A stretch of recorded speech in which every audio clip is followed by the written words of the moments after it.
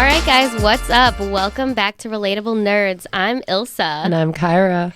Guess what? Today, we missed last week, so we're recapping 2 episodes of Ahsoka today. And this is actually a special episode because we're coming to you from the Lincoln Lodge. Woo! Yay. Ow, ow, ow!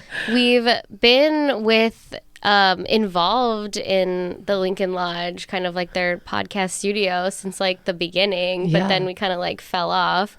But we're so happy that our friend Christine brought us back in, and now we're gonna put this one on YouTube because we actually look at this like setup. I was gonna say this is really fancy. I can hear myself breathe in the studio, and I'm like, wow, I can hear it's so quiet. I hate hearing myself breathe. I know. It's so awful. I have asthma. I literally sound like Darth Vader if I get like, but thank God I'm not wheezing right now, so we're in good shape. You do a good Darth Vader impression. I do, and it's totally just completely raw, just my lungs not working. But That's it. That's fine. Yeah, I'm like super impressed that we have there's like cameras in here. There's like a round table. We have like actual mics. Yes. With like a really cool setup. We can't figure this out at our studio, so we could never. we need to our studio. Yeah, our studio. AKA my apartment. The kitchen, the living room. That's the dining room. Right. Yeah, it's live from a dining room. I guess nobody knows that, but yeah, we've never really said it. Yeah, that's true. Because on the YouTube, we're just on the couch, and then I feel like, the dining room is not really, unless we do the Tipsy Nerds. That's true. Yeah, Tipsy Nerds, that's where we normally record. Mm-hmm. But yeah, so we're going to be recapping Ahsoka episode 5 and episode 6 today. But before that, I would just love to know, Kyra, did you think about it at all? How was your week? Oh, God, I did it. Wow, my week. What happened? It was like Labor Day weekend last weekend. Or no, I don't even know what weekend it is. It was Labor Day when we didn't record. I think, right? And then we took the week off. I don't remember that far back, but I know this past weekend I went to Riot Fest. Yes. So that was fun. I got to see the Foo Fighters. I got to see Turnstile. Ooh. I unfortunately had to leave before I got to see The Cure, but I've seen The Cure before, so it was fine. And I saw pictures of that crowd, and it was like 100,000 people, and I just couldn't imagine leaving that park and being like sane without freaking out. But yeah. That is like my personal nightmare. I know, you don't like concerts. I hate being around that many people. It's very overwhelming. Like we took my little sister. She came back from college. Probably not supposed to say this. Sorry, Mom, if you're listening, but she smoked her first joint with us. Oh my God, good for her. She's 18. Congratulations. And she's just like, I feel like the cool mom from Mean Girls whenever I'm with her. And I'm not even, I totally get where she's coming from. It naturally comes out because she had her first drink with me. I'm not going to say when that was. Oh no. Because she's so terrible. But like a family Christmas party, a seltzer here and there, whatever. But we just bought a blanket. You're doing a bang up job. I know. I'd rather you do it at home, which is with me. And so we bought a blanket so we could just chill out on the field away from all the crowds. Cause I'm not standing in this for 5 hours. And we sat on the blanket, and me and my partner are just passing the joint, and she's like, "What's that?" And I'm like, "Oh, it's a joint. Do you want to try it?" She's like, "Okay." And I'm like, just one puff, see how you feel, and she never has before. Never. And she doesn't have asthma, so I wasn't stressed, but I also always have an inhaler on me because I come from a family of asthmatics. So, and she just hits it, and she's totally fine. She's great. And we started a little rotation. She's doing it like a pro? No, it's really cute how she tried to grab it from us and almost dropped it. This is probably not her first time. If she's 18. No, but she handled it very well. And that's why I'm just hit it first, wait a couple minutes, see how you feel. And it was so cute. I'm just like, well, how are you feeling? She's like, oh, I just feel normal, hello. And I'm like, oh, okay. She wants to talk. And then she's like, look at that grass. It looks so healthy. I just want to hug it. I'm like, okay, this is a positive reaction. You can keep smoking with us. But she was great. That's so good. You were such a good helper for somebody smoking weed for the first time. Because nobody told me to, just smoke once and then wait a couple minutes, see how you feel. Right. Because you'll just keep doing it when you're young. Get the spins, and right. then you're wow, God. Now I'm unwell. Exactly. And it was already hot that day, and she's in college now, so I know she just pledged in a sorority, which is insane. Nobody in my family's ever been in one. And wow. I just know she's going to be around those things, and like I would rather just have her be prepared and like know what to expect if she wants to do that. I'm really proud of her. She's doing a very stand-up job. She's kind of, an old soul. So yeah, that's good. That whole story just reminded me of like, I was like, when did I have like my first drink? And I was like, I was 16 because my sister was 21. And she was like, this is what we're doing now. Right. But like you trusted your older sister. Like you have that like bond. Yeah. My sister was also 16 when she had her first seltzer. Again, sorry, Mom. But I mean, that's just like a thing when you're at like a family party. I feel like you give, well, we're both Latinas, so I feel like men give their sons their first sip of beer when they're like 8. I watched my dad do that with my younger brother, and it was just like, but it just happens. It's in our culture, I remember being at a family party when I was like 8 or 9, and they had like Jello shots, and I just thought it was Jello. Right. So I took one, and then I was like, "This doesn't taste that good. This is a little sour, Mom." Like, Dad, I think this one went bad. Right.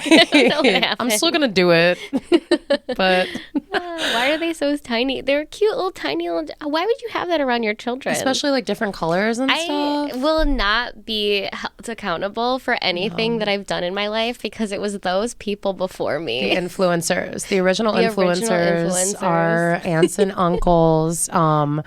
My uncle made me my first drink at a Christmas party, and it was a whiskey drink, and it was totally just awesome. And that's probably why I'm a bartender now. And like my favorite drink to make is a Manhattan or an old fashioned, So I now make money off of it, so I have no regrets. This is what we've become. How was your week, by the way? Oh, my week. Yeah, oh my gosh. I didn't prepare for this question either, even though it's the one that I asked. Right. And then my memory is so terrible that I really have no idea. I've been working. Yeah. Nice. I've been working. I did some, acting work. So I've been doing that as well. Been kind of cramming my lines. Yeah. Went out yesterday to G-Man. Shout out Wrigleyville. Oh boy. And it was so popular. It was so popping because it was like a Cubs game. Yeah, and they're like at the So end. then me and my friend were like, let's not be here.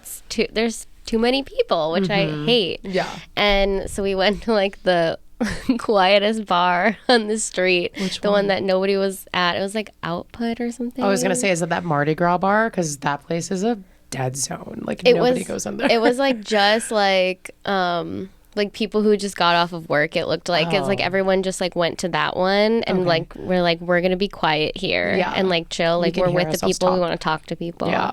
And I saw like obviously like I'm industry. I've been in it for a while, so obviously like we knew who the people. We were like always. We have to see somebody always. Yeah. So it was a good time. Love that. Yeah. That was my week. I love it. We're working and drinking and working and drinking, and the cycle working continues. On drinking. Yep, always.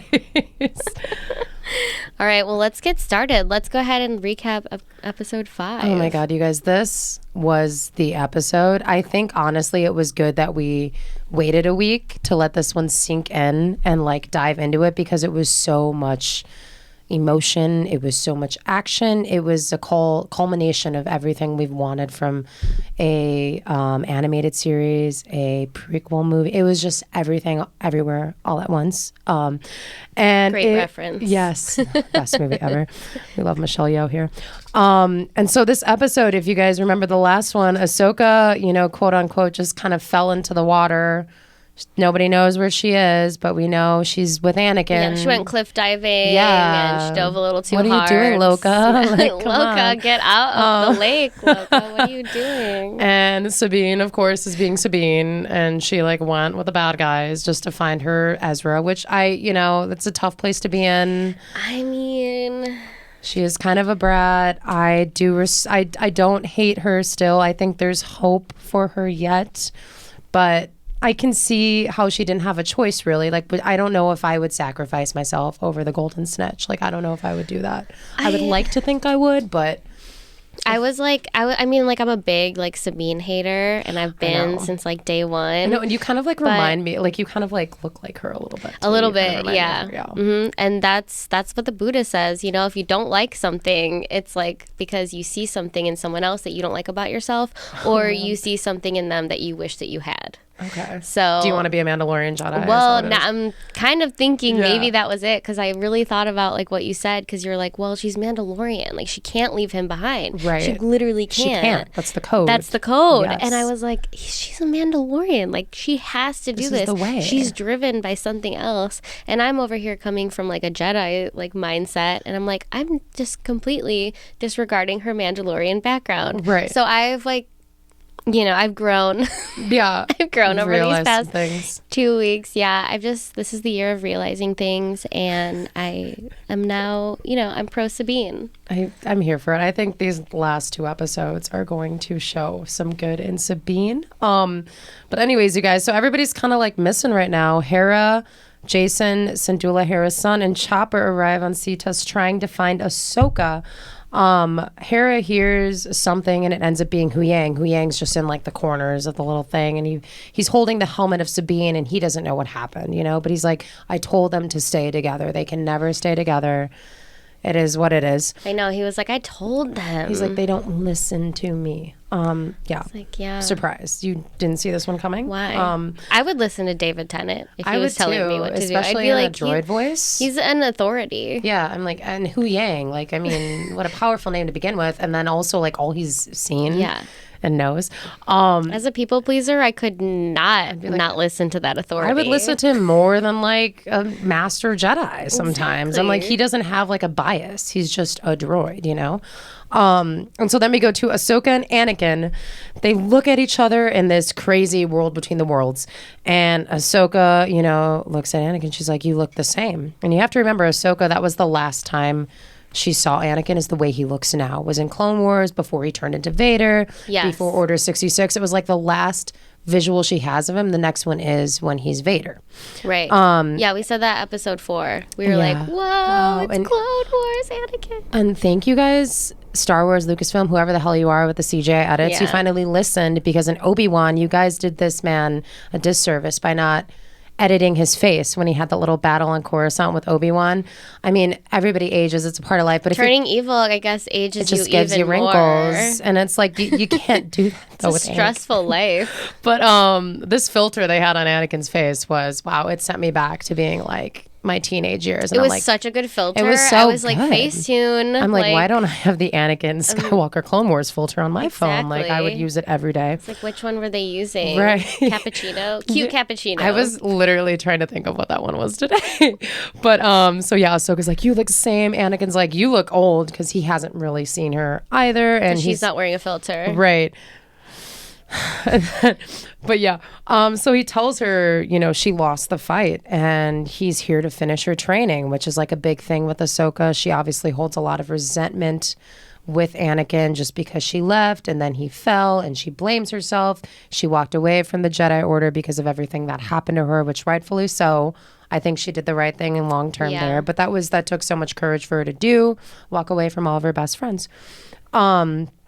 And not really, because her best friend's the one that betrayed her. I know, but he was still trying to come out on the other side. No, the girl, talking about the girl. Oh, I thought you were talking about how it happened in Clone Wars, like how it was actually her best friend. What was her name? It started with like a B. These side characters, remember. I don't even care. We'll just call her. But that her was B. like her BFF, and she turned evil and blamed it on Ahsoka, and then they were like, "We believe that." Yeah. Because this girl's a straight A student. Right. And Ahsoka is Anakin's Padawan. Right. So. I mean, of course you're going to try to blame Ahsoka for everything. Yeah. And so she tells him, like, it's a little late for that. And Anakin goes, it's never too late. You're never too old to learn, Snips. I love that. Snips. That's cute. And it's almost like because everything at this point, we're post Revenge of the Sith. Vader has already died. Yeah. I think he's saying that because in the last minutes of his life, he turned good again. He helped Luke defeat the Emperor. And, he's kind of reminding her, like, let's find some purpose again. Like, let's go through this again, because he knows she can do it. And he ignites that old school blue saber. And that like sent me, because I'm like, wow, I haven't seen a shade of blue like that in a long time. Oh my God, so it's the most beautiful shade of blue. I'm like, wow. It was more like the stickers. Yeah, it's so good. I love that cat sticker. Yeah. And he asked her, do you want to live or die? It's kind of an ultimatum. And she's kind of like, what do you mean, She's like, why do you speak in riddles? Like, can you just train me already? And she won't fight him at all, which is very reminiscent of Luke again telling Vader he won't fight him either. Like Vader just wants to throw hands and everyone's like, I don't want to fight you. I know I'm going to die. But if someone throws hands at you, you have to fight. Right. And then that's what he did. He like literally did the first swing, but it's like, thank you for politely asking. I declined, but then I declined and you did it anyway. Yeah. This is an unconsensual fight. It was not. Unconsensual? Yeah. That's a word, I guess. I was still here for it. I love watching them battle. And so then we go back to Jason. Jason roams off because they're still in Cetus. They're figuring out where Ahsoka is. He can feel the Force. Remember, he's half Jedi. He is the son of Kanan Jarrus, so he is definitely strong with the Force. It's becoming more apparent each episode. He can hear the lightsabers like in the sky, which is so cool. I know. I loved hearing that. I was like, wow, this kid is, I look at him, I'm like, he's the coolest person ever. I can't wait to watch him grow. And hopefully the series and like movies, I really hope they don't forget about him because he's so integral to like everything that's going on. Oh my God. That would suck if they forgot about him. How you know? I bet they have plans for him. They have to. The music was also so epic during this whole thing. You were like on the edge of your seat when you're like listening to this music. And I thought it was a little weird, but Hera could hear the lightsabers too. Yeah. But she like doesn't have the Force at all, which I was like, oh, like I don't think she should have been able to like hear them. But that's whatever. Mother, son combo. But we've already been told like everyone's connected to the Force. So if you like tune into it, like everybody is connected in it. So I think that she just kind of, especially from Kanan, she must have learned something. A little around something. all those people, you know, around these Jedi. Yeah. So then we go back to Anakin and Ahsoka, and it's a young Ahsoka and Anakin from the Clone Wars. And this girl has a dream life. She played young Gamora, and she was in the Barbie movie, and now she's freaking Ahsoka. Ariana something. Greenblatt or something. Yeah. Oh my God. I loved it. She's amazing. How are you? How? How do you get like seriously? How like she's adorable. I get why. Like she was a perfect little baby Gamora. But I was like, hey, I know that's baby Gamora. Yeah, like I was like, you can't. That's not Ahsoka. That's the Gamora. Same vibe. Gamora and Ahsoka would definitely be friends in like a different, you know, like universe. Oh yeah, absolutely. 100%. Different galaxy though. Right. So Anakin is in his Clone Wars armor, which was amazing. It was, you know, a lot to take in because it was very, very much the same as the animated series. It looked so good. I know. So this nostalgia was I'm on 1000 because we haven't seen this in live action. We've only gotten to see cartoons of this stuff, you know. And so this Clone War episode is based off of when they are on the planet Ryloth. It's really early on into their whole like career training together. They're surrounded by clones and fighting. In this particular episode of the Clone Wars, Ahsoka disobeys orders from Anakin, and she ends up getting a lot of the clones like killed. Yes, wasn't that an episode of Clone Wars? Mm-hmm. It was the episode on Ryloth. I was like, oh my God, I remember this. Right, and she's clearly like not okay with killing them. She's like consoling the clones as they're like on their deathbed, and that's good that she wasn't okay with murdering like hundreds of clones. And Anakin's like, well, this is what happens. This is the price of war. Like, you have to kill people. You have to be a leader. And she's like, I don't know. This is my fault. Like, I don't want to do this. She's still kind of like figuring out the person, the Jedi she wants to be. And then we see Rex. We see Rex, which was really cool. That little side, I loved it. I know. And all of these clones, by the way, have the blue stripe, which is the clone helmet from the 501st, which means they're loyal to Anakin. So just a little nerdy tidbit there if you guys are weird Star Wars nerds like us. Or if you have listened to our podcast in the past. We love Rex. We love that they're bringing back Tamora Morrison for like every role of a clone because it's like a very easy casting job. Like all of these guys were clones. They all look like him. Like this is very easy. Anybody that's a clone could be Tamora Morrison. They're like, please stay in the studio, sir. Right, man. We just might don't need leave. you for anything. And the funny thing is like you didn't even see his like face, but you heard his voice, so he didn't even probably have to be there. It was probably like a stunt double or something. And so then we go back to Hera and Huyang. They continue the search for Ahsoka. Huyang says he can feel her. She's around. Hera starts asking Huyang about like Anakin and Ahsoka's master. And she's like, how was he? And Huyang's just intense. And then it cuts to the next scene. And Ahsoka is now at the battle. Yeah, Ahsoka's now at the Battle of Mandalore. I feel like he wasn't that intense though. He was kind of like super chill, and like you can kind of tell in the next scene, like the way he like talks to her, like Right. he's just like he's like a chill surfer dude. Actually, like intense. Like the way he's like raising Ahsoka. Right. He was intense at times when he like got his saber out and was fighting people, because this man loved to kill people. Yeah. Like he loved to kill people. Especially babies. Yeah, I was gonna say, like, we cannot deny this man loved cutting people's heads off with his lightsaber. And Ahsoka would be like, bro, like, you didn't even have to do him like that. Yeah. Like, because the Jedi way, you're not supposed to kill people. And like it. Yeah. And Anakin's like, haha. Like, you can tell. Like, obviously she knew. Obviously Obi-Wan knew. The people, Mace Windu knew, you know? They all turned a blind eye. Yeah. And it was like, come on, this guy is too good to be bad right now. And so it's like the hot people privilege. Yeah. Like they all just like let him. Yeah. They're like, well, yeah, he's a little intense, but he'll be fine. He'll be fine. We'll give him some time. He's still my friend. Right. He's still hot. So now we jump back. Ahsoka is now at the Battle of Mandalore. She's a little bit older. She's going crazy with her lightsabers. She's like absolutely a little bit more trained now. She's kicking ass. And we see the Mandalorians in this, which is like a Mandalorian with the little spikes. Darth Maul's Mandalorians. God, I can't even say that. Mandalorians. Which, if you guys know, if you don't know, spoiler, if you haven't watched Rebels, what are you doing with your life? Darth Maul gets resurrected in Rebels through the Night Sisters, which we see in this series, and he has all these like Mandalorians that turn to his side, the Mandalorians, and they have little spikes. So yeah, if you that always like pissed me off, because I was like, Qui-Gon died for nothing. I was gonna say, you can resurrect just about anybody, and we're gonna see that as a theme in this series coming up. Somehow Palpatine returned. Yeah, I mean, we can just clone him. Like, how did you not think of that?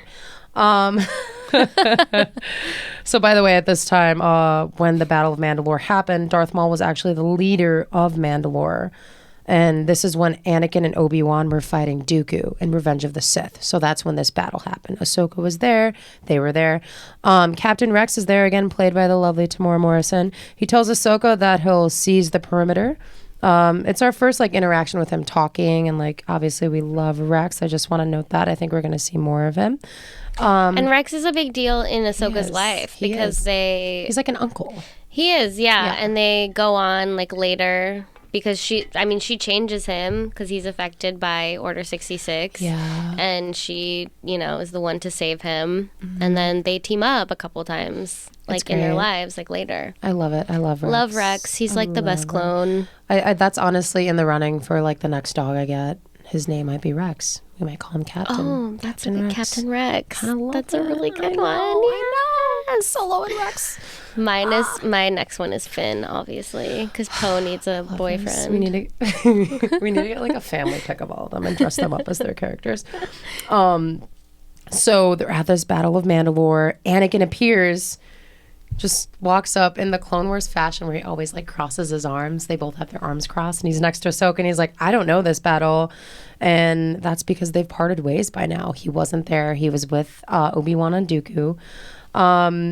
Yeah. And so he tells her already she has like all the knowledge that she needs within her to continue this like fight. And at this point, she starts to confront him about his choices, because at this point, he's about to turn. It's about to be Order 66, and she's like, why did you do this, man? Like, it didn't have to be this way. Like, we could still be, like, hanging out in Coruscant and just being good people. We could still be buds, bro. Yeah. But it's like, no, Ahsoka, you left the Jedi Order. Yeah, girl, that's not how this works. That's not what happened. You can't just leave the sorority or the fraternity. You can't just, like, drop out and expect the people not to turn. Right.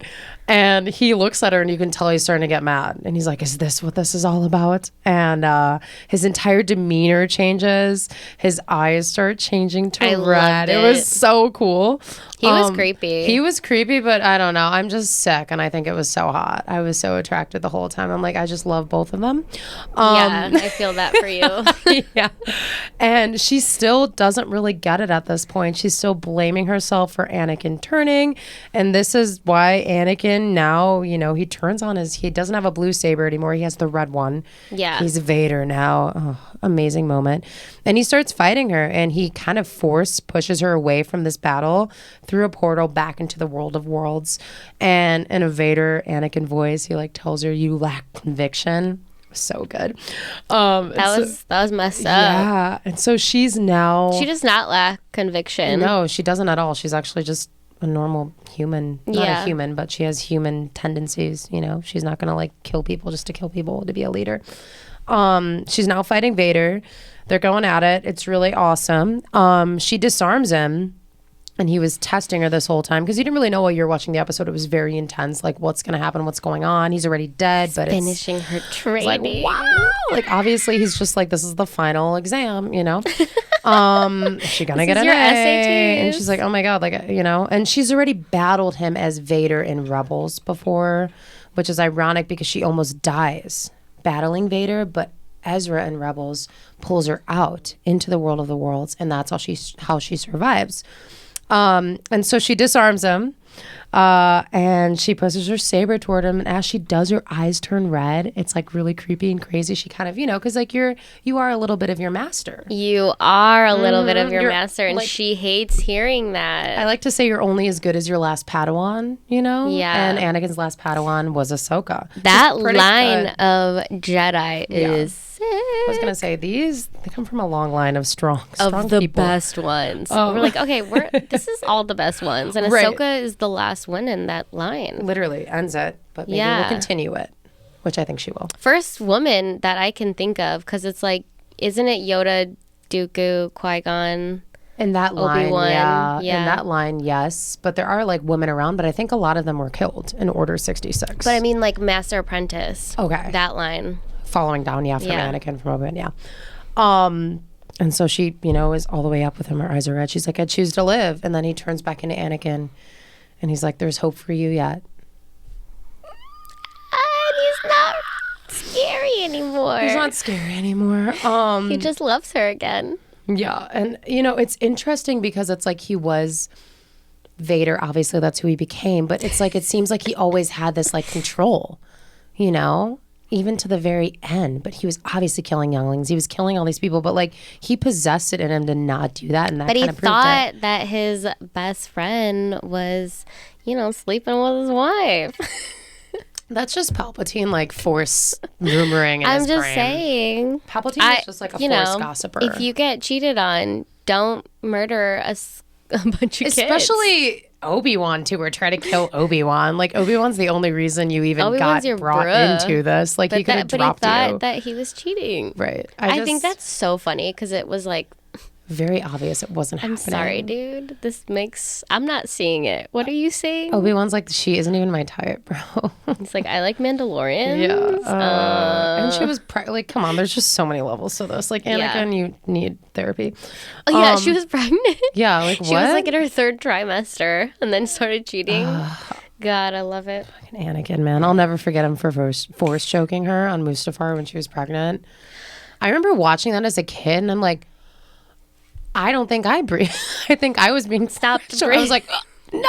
You started to force choke. Like, not my queen. Excuse me. And so that Anakin disappears. Ahsoka then melts into the water back from the ocean. It's like almost like a baptism of sorts. She's purified. What a journey that was. What a journey. She wakes up. Now she's white. White, we mean by the robe. She's now Ahsoka the White. She's still brown, but she's wearing white. Right. Outfit change. She no longer, and this is obviously symbolic. This happens in Rebels.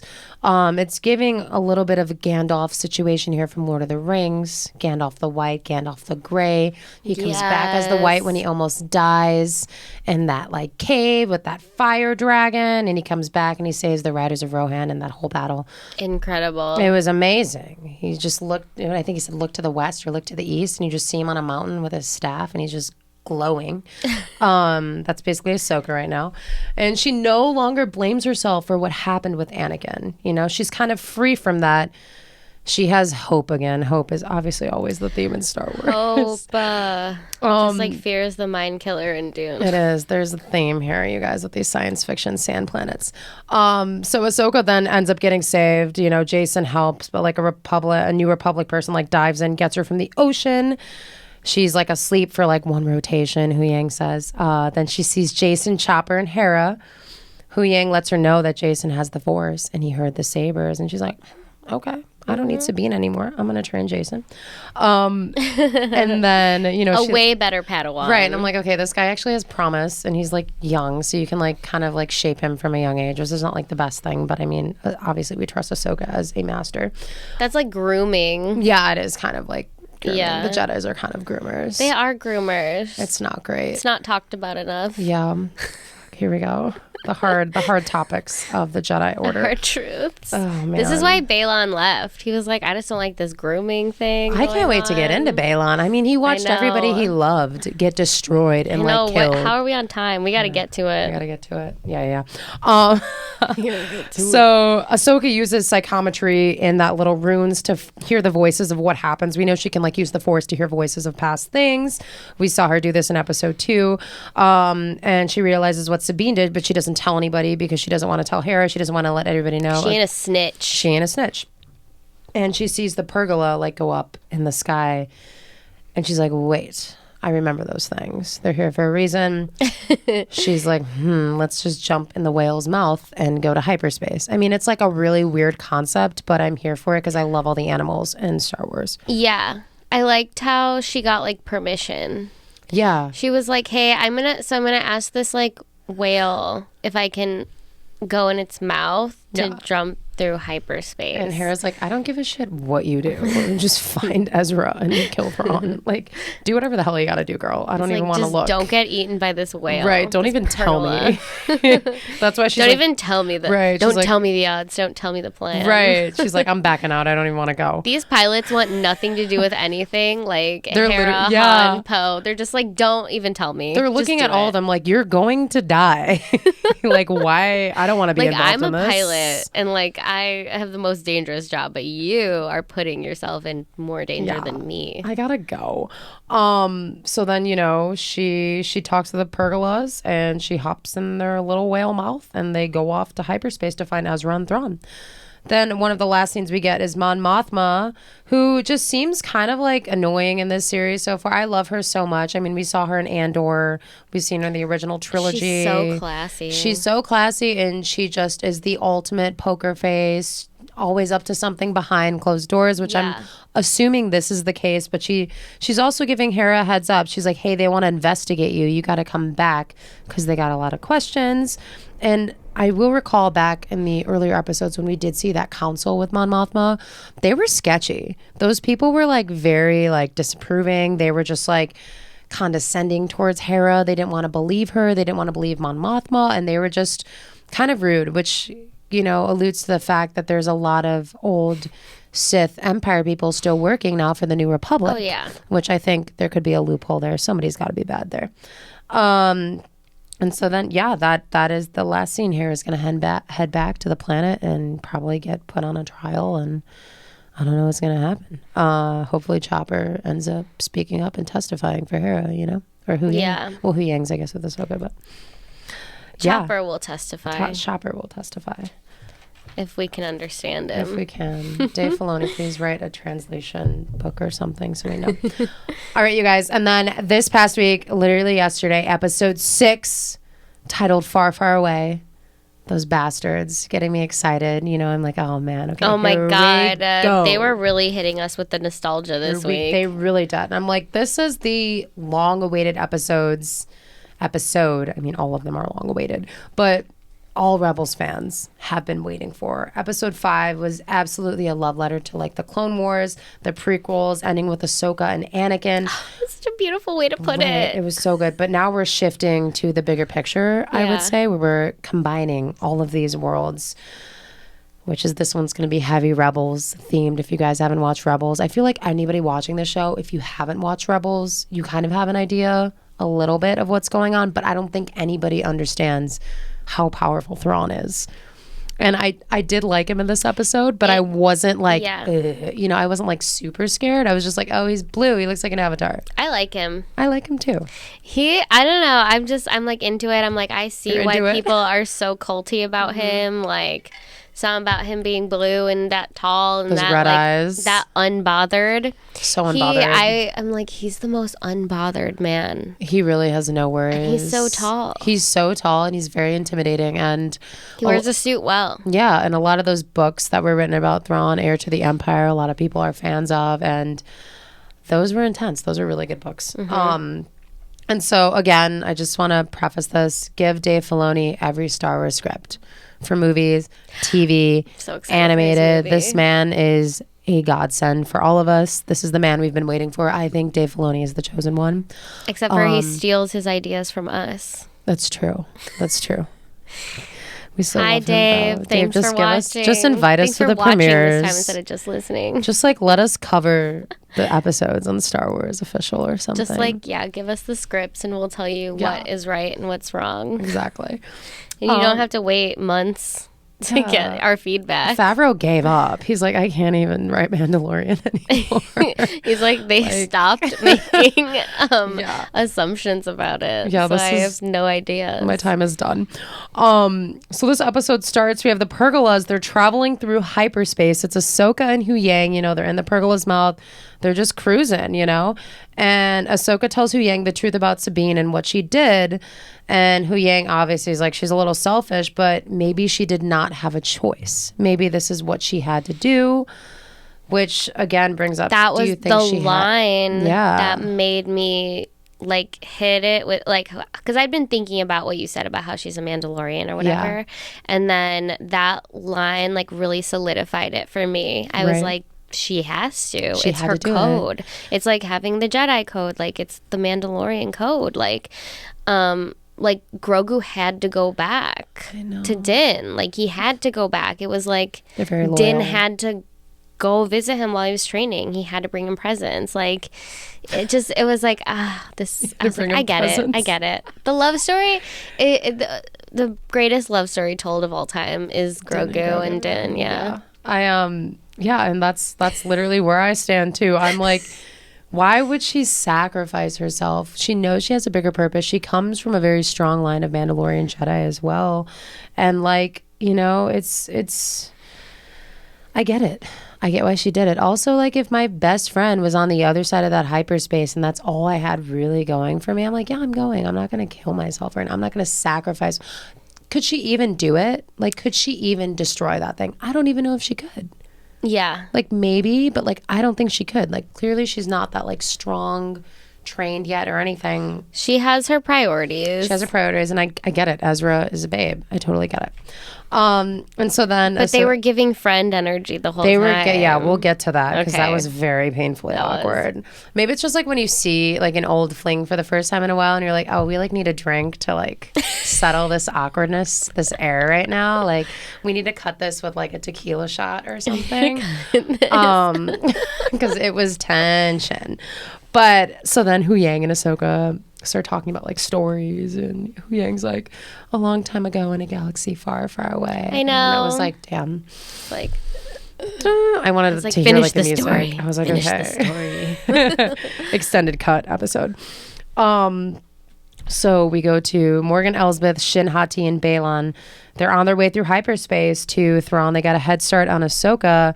When they arrive, it kind of looks like they've arrived in a Pergola graveyard too. I don't know if you noticed that there's like a bunch of bones in space, and they're like, I'm like, oh no, they're like killing Pergolas. Like that's my thing. That was the thing. Is I was like, are they gonna? Is that why they hyper jump? Is to kill themselves? The Pergola? I don't know. I hope not. That's so scary. Yeah, because then wouldn't Ahsoka die? Maybe I don't know. She would like get to escape. I mean, obviously, it's not what's going to happen because like that would be a crazy way to end the show. Right. I was like, that did scare me because I was like, it is scary. It's concerning. I'm like, why are we in a gravesite? And like nobody. Is that why she chose the biggest one? Because she was like, he's probably made it a lot of times. Yeah, he's like a veteran or something. Yeah. So Sabine wakes up in shackles. And, they're like literally keeping her prisoner. She's like, damn, they're not going to like let me find Ezra at all. No. No. And then they land, they dock, and they, the planet that they're going on is Peridia. And they all enter a smaller ship, which is a really cool ship. It was very like flashy. It was bougie. It was like gold trim, and they like drop from that dock and just like go. I thought it was really cool. They styling. Yeah, I was like, okay, Morgan Elsbeth, you're using your witch powers. Oh my gosh, Morgan Elsbeth, she that girl manifests. Yeah, she manifests for sure. She knows what she's doing. Yeah. And so they arrive on Peridia in kind of like a rune thing that was on Cetus when they were there. The last planet Ahsoka and all Very of them were similar. on. And it's 3 grandmothers they're the original powerful witches that welcome Morgan Elsbeth. By the way, Morgan Elsbeth during this entire time is like salivating at the mouth because she knows she's so close to Thrawn. She's like freaking out. She's like, I thought she called him daddy, but she didn't. I think she did. And it sounded like it, she right? muttered it under her breath. I saw her lips go. That you could feel that like her attention with Thrawn, and Thrawn like didn't even give a shit, but he trained her back in the day. She was like not trained but like a protege to him kind of. Yeah. So she's very familiar. He's obviously moved on. He has that gold face dude Anak now. But yeah. And so these original witches, they're very reminiscent of Darth Maul's mother Townsend, who was in Rebels as well. Keep in mind they can resurrect people, which is kind of scary. And so the grandmothers are like, oh, it reeks of Jedi, and they immediately like, which Jedi are they going to look at? You know, because like she calls Balon and Shin Hati mercenaries, but they're definitely Jedi too. But it's like when Sabine walks up is like when they say like that smells like Jedi. Right, and it's like she's not a Jedi though. It's Yeah. like she's one of the She worst can't even Jedi move this rock, ever. bro. She moves Yeah. because it's a turtle. Right. It's a what are they called? A Noti. They were speaking Noti or They were something. so cute. And so they take her prisoner while they wait for Thrawn to arrive. At this point, Balin and Shin like veer off. They have a moment. I love their relationship together because I feel like they both have no idea what the hell they're doing. Like Balon is chasing this like, I don't even know, some like night dream of just having a greater purpose. It's giving off like Thanos to me. He thinks there's something greater on this planet, and he starts telling her how I love that. Yeah. It was giving Thanos. he's like, oh my god, like he's looking off in the distance. He looks got so his like young conflicted. little daughter helping him. Yeah, and she's like, dude, I'm not buying this, but like I gotta stay alive again.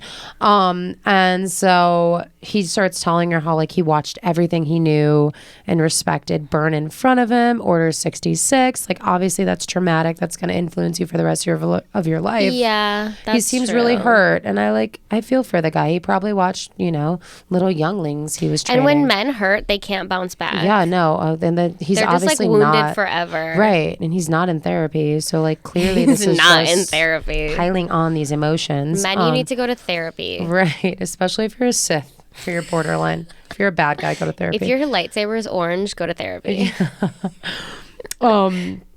And so he mentions to Shin, which was a really good point. The Jedi and their like cycle of like falling, Empire, Jedi, like continues on, and it's like an annoying cycle. I agree, but that's like history. Like everything repeats itself, but he wants to end it. He's like, he seeks a new beginning. And again, it's giving Thanos on that imaginary planet he liked. Balin is a certified sad boy. He's very emo. I know he listens to My Chemical Romance on the reg. Loves it. And I'm here for it. Like he probably loves Morrissey and The Cure. And Oh like my God, he wears Radiohead. eyeliner. Yeah, he Oh, wears all of eyeliner it. for sure. He plays I'm a Creep. I'm a Weirdo. Oh my God, I love that song. That's his hype song yeah. before he goes out and trains Shin Hati.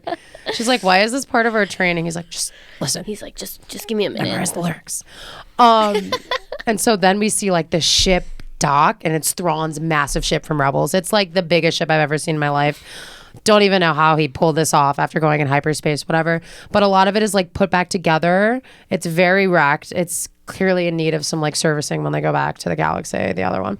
And so you hear all these like clones, Thrawn, like he's coming, and he sure does arrive.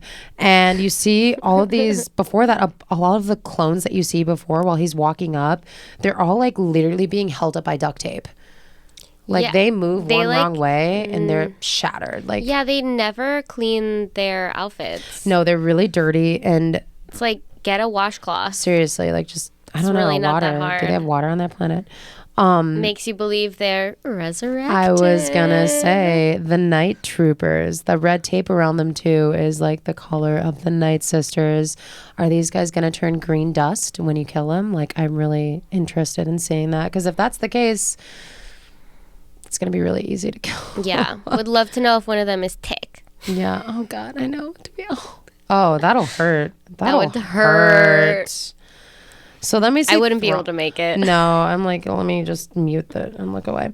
So let me see Thrawn, you guys. The guy we've been waiting for, the Avatar blue skin, those Sith red eyes. I mean, chef's kiss. They really did a service. And they also casted the same man who voices him from Rebels. He does look like someone that you'd be like, thank you, chef. Yeah, Lars Mikkelsen, you know, like, the brother of... the other Mikkelsen. Yes. Who did he play? He played the Grindelwald. Yes. Didn't he play someone else though? He's in a lot of shit. He's in a lot of stuff. I don't like him. He was in Star Wars something. Yeah, else. no, he was in Rogue One. Oh, Andor. okay. Yeah, He's the dad. yeah. Or no, he wasn't. Was he in Andor? I think so. Not Andor. No, he was in Rogue One. He just has a lot of similarity. He physically looks like Putin. So like, I just, whenever I see him, I'm like, great actor, but also just bad vibe. Ick. Just his face. I'm sorry. I still think he's very talented. Stay blue, sir. Stay blue. So he introduces Enoch, which is his gold face clone. I thought he looked really weird. It was giving like Phantom of the Opera. The gold guy. I liked it. As a Leo, anything with gold accents, I'm like, I'm a part of. I have this Liquid Death, sponsored by but the little top is like gold. It is. That literally is the same shade of gold. That. And so then Thrawn, you know, he sees Balon. He knows exactly who Balon is, and Balon tells him he has Sabine. And he's like, oh yeah, she'll be of service to us, because he knows she's gonna find Ezra. But how the hell has Thrawn not found Ezra? That's my question here. Like, it's a very like big loophole. He's obviously a very strong I feel person. Like he's just like not that worried about it, because he has no worries. This man is like, it's 5 o'clock somewhere, unbothered every hour. R.I.P. Jimmy Buffett, because this man. He's in Margaritaville. He's in Margaritaville. He's wasting away. Peridia is Margaritaville. And it's wasting away. Wasting away in Peridia. And he's not even cleaning his stormtroopers. No. Like, he's not doing anything. Like, I don't give a shit. I'll just get him drunk. He's just like letting them all just fade away. It's crazy. This planet is so bad. All of his friends are dirty. Yeah. This is what he's got, though. I guess he's like monitoring to see if anyone's taking off, you know? Right. And I think he has people waiting for him. Obviously, Elsbeth was. I think he has a lot of people waiting for him back, you know, in the OG galaxy, which we know is going to happen. So then Thrawn meets Sabine. He's like, yeah, you can go find Ezra. Like, we're going to honor what Balin said. He actually like hooks her up. He gives her the lightsaber back. He gives her a gun. He gives her this cute little howler, like dog hyena that I loved. Yeah. It was like, I didn't understand that. Why would you give her those things? Because he wants her to find her. He wants her to find Thrawn. And again, I don't think he cares about Ezra. Ezra. Yeah, I don't think he cares about any of them. They're all disposable to him. He just wants to get off that planet. He wants to go back. He wants to kill Ezra. Mm-hmm. He wants to kill Ezra if he can. He's like, oh, if this happens, it happens. If it doesn't, it doesn't. I'll get him eventually. Good for Ezra for getting out. I know. And then Thrawn tells Balin, they like let Sabine go, and she goes. And Thrawn, as they're watching her, Thrawn tells Balon and Shin, like, once they find Ezra and Sabine, they have to destroy them. And Shin doesn't like that at all. She's like, why are we still worrying about these people? She doesn't understand about Ezra yet. I mean, do you think Shin has potential to turn to the light? No? I feel like she's further gone than Balon is. I think she's a little bit more evil, yeah. Yeah, but I think she'd rather be evil than good. But she does, like, have feelings for Sabine at this point. She totally. There's a lot of tension between them. I wouldn't be surprised, honestly.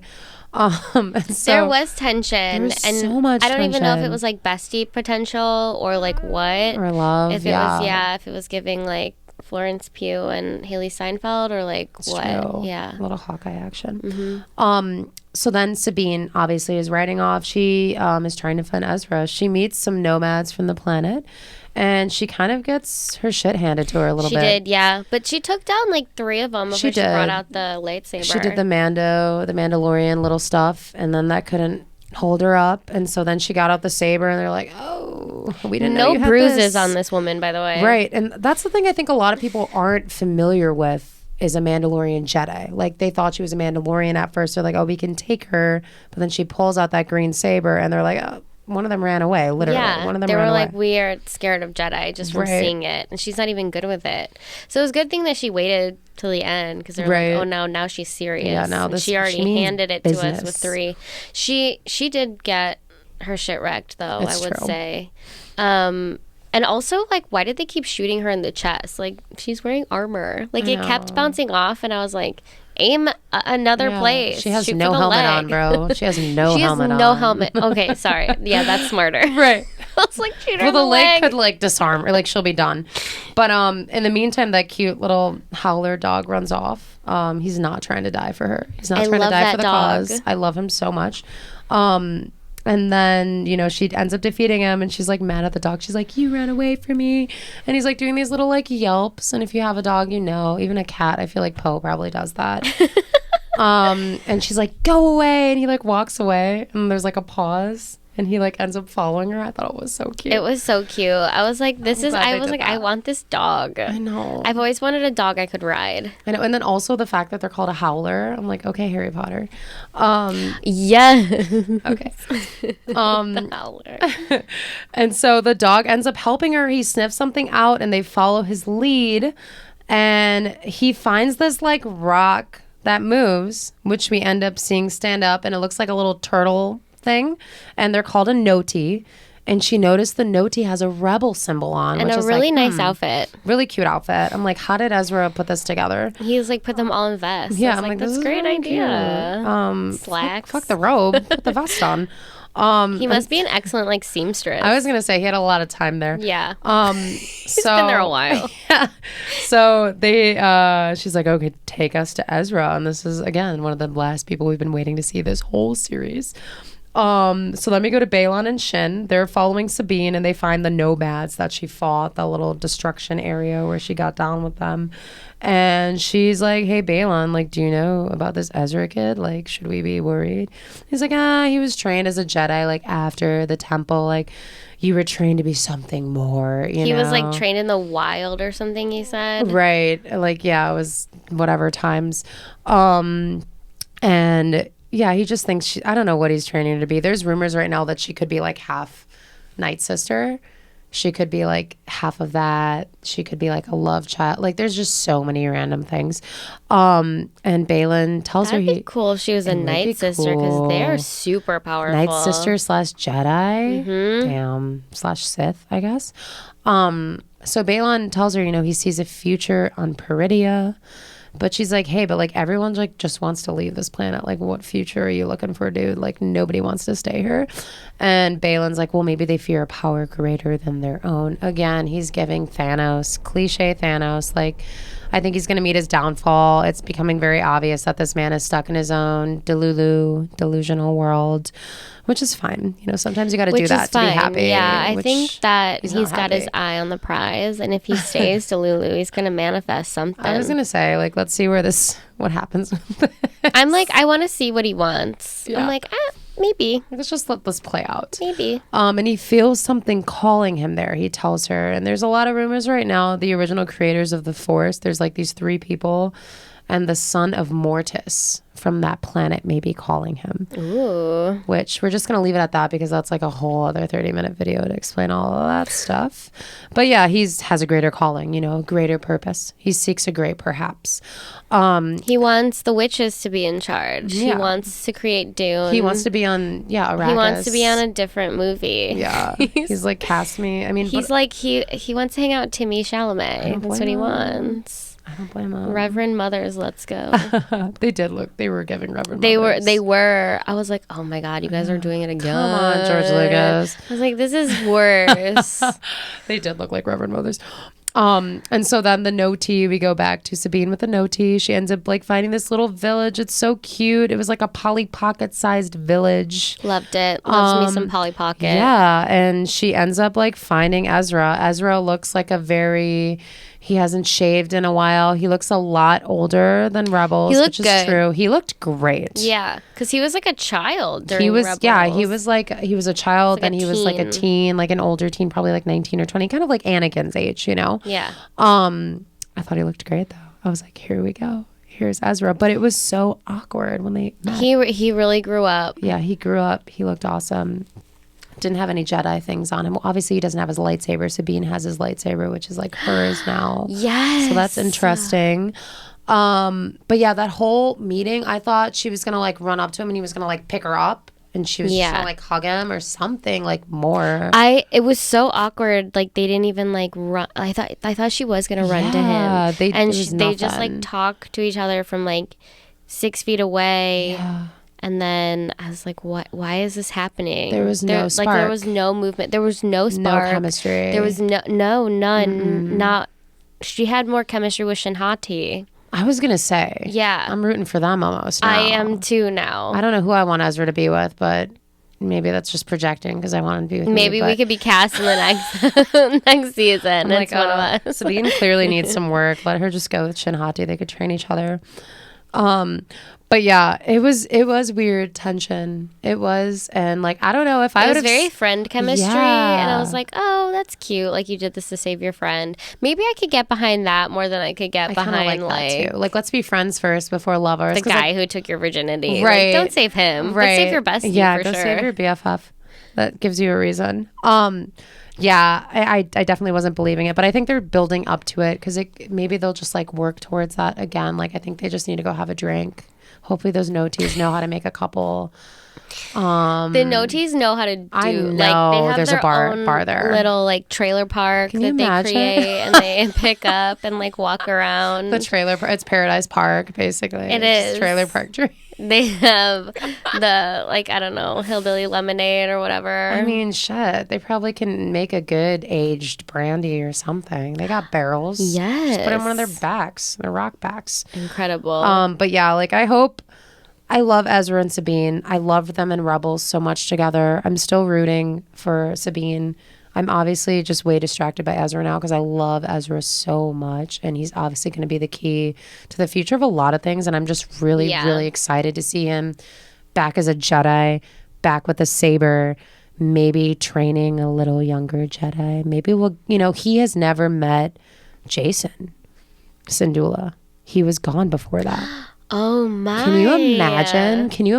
So when Hera who's meets gonna Ezra? Train Jason. That's my big question right now because we know Luke Skywalker is building the Jedi Training Academy. He's obviously going to start training all the Jedi that are going to die from the Knights of Ren, but he's still doing the cause. And Jason could go there. He could be next to Ben Solo. They're basically the same age right now. Oh, I didn't know that. I would assume they're around the same age right now. You just never know. It could be Ahsoka. I hope it's Ahsoka. I hope it's like a little bit of both. I hope like have two. Why one? Have two, Have two masters? Yeah, and it's like I feel like they both could teach him a lot. I would like to see it be Ezra. I just think Ezra is like he went. But Ezra doesn't know what he's doing. I think he does. I mean, Kanan Jarrus trained him, and Kanan Jarrus was a great Jedi. And he sacrificed himself for the ultimate good. Yeah, but Ezra wasn't a great Jedi. I think he was okay. I think he was a little conflicted, but I think it's if somebody put Ezra and Ahsoka in front of me and they were like, pick your teacher, I'd be like, that girl. Yeah, that 100%. 100%. Easy. I think maybe Ezra on this like time alone has like figured out some things though. Maybe he's used the Force because that's all he has. He doesn't have a saber.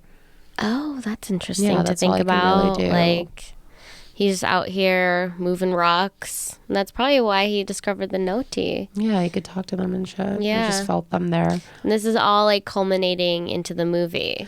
The Mandoverse movie. Yeah. Which is, it's really exciting. I hope we get another, I like almost want another season of Ahsoka, but I see how it's not necessary. Might be just the movie. Yeah, which is like. Yeah. And then so that could still do another storyline with her. I'm like, we could totally just combine a lot of them. She's not stopping. No. Unless she dies in the pergola. I was gonna, which we still haven't. Right. Still not 100% I don't think she's sure gonna die in the pergola. They all die when they jump. It almost just makes it really confusing because we already have this new trilogy that doesn't make sense right now, being where it is in this time period. And I just wish we could like ixnay that, like it could just be like not a thing. Because if they would have did it in this order, we would have had 3 better movies, more concise, just better off, honestly. You know, like it wouldn't have been a drag on story of like Luke Skywalker being old and jaded. It would have been, let's keep Princess Leia alive floating through space when she's, you know, not even alive. Like I feel like it could have been a better end if they would have waited a little bit for that original trilogy, but obviously nobody knew the power of these live action shows and how great they were going to be until The Mandalorian came out. But it does put things in kind of a flux, but there is a lot of time and space they can dive into. I mean, the Knights of Ren, Luke's Jedi Training Academy. They're doing the New Republic or the Old Republic. Yeah, but that's like all the way. Yeah. So but that's a good idea because like Game of Thrones prequels, did House of the Dragon, right? Which the Acolyte. That works. The Acolyte's going to be amazing because it's going to be dark. It's going to be, you know, more adult Star Wars there. But and so then we see the last scene. Thrawn is alerted that Ahsoka's on her way. He's like, oh, here we can go. Not again, you know. And she's wearing white. Oh man, she's wearing but white. Thrawn doesn't know Ahsoka. He knows who she is. He does. Yeah. He's like, it's like Scooby-Doo with the villains. And I would have had it if it wasn't for these meddling band of rebels. And so then he goes to the Grand Witches. He asks them to help him with their magic to stop Ahsoka. You know, potentially injuring the pergola. They could resurrect somebody from the dead. It did look like they were moving a lot of body bags to that ship. Resurrect Annie to fuck with her mind. That's horrible. But that would be amazing. Thrawn also hates Vader. They all really hate Vader, I think. So I don't know if they would do that because now they know he like is on the good and he killed the Emperor. They were excited when they met each other. It's true. I would just be like, oh, he's another competitor.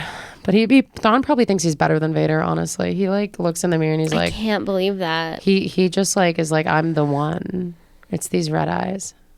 I can't believe that about him. Yeah. He's just very into himself. I bet he doesn't compare himself to anybody. Yeah. And that's why he's so strong.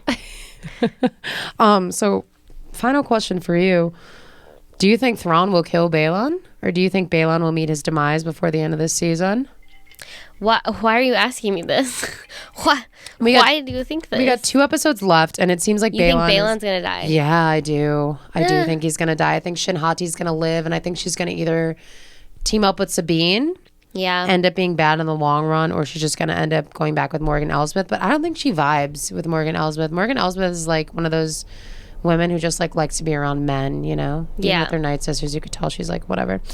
She's a pick-me for sure. Yeah, and the Grand Witches weren't even like impressed with her. They were like, oh, you didn't tell us the Jedi was going to be here. They were like, hey, Morgan. Right, I guess. Thanks for doing our dirty work. Sorry we didn't invite you to our last 5 parties. Right. This is awkward. But here's so Thrawn. Awkward. We've been hanging out with Daddy Thrawn this whole time, and you just got here. Weird. And you're with these 3 losers? Oh, that's crazy. They reek of Jedi. Right. Sick. Ew. Interesting company you keep. Yeah. I believe that Balon will die. Like, why not? Yeah. Like, we don't need him for anything else. I like him. No, I like him so much. I like his character a lot. I have hope for him. I had hope from the very beginning. But what would he do in the movie or something? I just think he might end up staying on Peridia and being stuck there, and that'll kind of be it. I don't know if he'll die or if he'll just stay there trying to like find something. If he dies, it'll be like him saving Ahsoka or something dumb like that, or saving Sabine. I don't know. Or Shin. Yeah. Just like doing that, like going out like a hero, like almost turning. Right. But then I think that if he does survive, it would be like him being full evil. Like just go full. Like, right. You're not going full out. Just commit to the role. Yeah. Not the tryouts anymore, honey. Right. We're at the finals. Go full out with this performance. Just go big. Yeah, I'm either way. I'm really excited for these last 2 episodes. I can't believe we're already on 7 and 8. Yeah. My heart hurts already because I don't know. I haven't looked at the timeline of our next Star Wars show. I don't think it's for a while till like next year after this, which hurts. That hurts because they pushed Dune back. They pushed Dune back, and it's like I again have to plan out ways to stay alive until March. Marvel is dead. It's pretty sad. I'm more excited for DC at this point. I mean, Aquaman. This is the last podcast episode ever. We sound really positive right now. I mean, these next 2 episodes are going to be crazy though, because Ahsoka is going to arrive on Peridea. Thrawn might still be there. They might have this whole interaction. I mean, Ezra's in the mix now. Sabine's with Ezra. Sabine hasn't even told Ezra what happened. I can't wait for that fight. Bela and Shin. Yeah. Sabine, Ezra. I'm so ready to see Ezra with the lightsaber. Is Sabine going to give the lightsaber back? I mean, it's hers now, but Ezra doesn't have one. Is Sabine and Shin going to be fighting, and then instead they just kiss? Maybe. Just in the middle. And the tension. Everyone's like, what? Like, everyone what? just stops and then fighting. Ezra just like knocks Balin's head off. Yeah. And then it's like, oh. And Ahsoka arrives right at that time, and she's like, and out of the mouth of a pergola. She's like, why am I And she's here? like, let's go back. And she just gets back in. Come on, before they see us. Takes off. Maybe we shouldn't write these shows. I was going to say, that could be like just another alternate ending scene or something. They could at least shoot it. Right. The least they could do. Is that all for today? I think that's our grand recap of these past 2 episodes. It's been a time. It's been a great time. It's been a great time to be alive. To be a Star Wars fan. I'm living in it. I was watching Rebels the other day. I am playing just to feel something. Just to feel things. I'm playing like a Star Wars kind of game right now, Starfield. I'm just like in the mix of this galaxy. I'm so happy. Thank you, Dave Filoni. We love you. Thank you, Dave Filoni, and thank you, Christine of the Lincoln Lodge. Yay. Thank you so much. We're so happy to be in a cool studio. So quiet. Loved it so much. This is not what we do. So thank you guys so much for tuning in. If you're watching this on YouTube, thank you again for watching. Bye. Bye.